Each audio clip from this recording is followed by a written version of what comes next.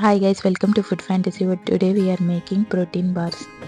Walnut 1 cup, almond half cup. Make rough powder. In a pan, ghee 1 tablespoon. Powder walnut and almond. Roast for 5 minutes on medium heat. Cocoa powder unsweetened 2 tablespoon.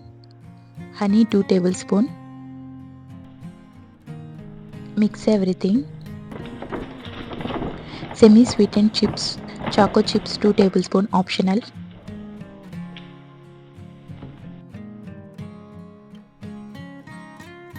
Transfer to a bowl. It's best for suhoor. Choco chips on top optional. Cut the bars like this. If you guys like my videos, please like, share and subscribe. Press bell icon whenever I upload new video. Get notified. Thanks for watching. See ya. Bye.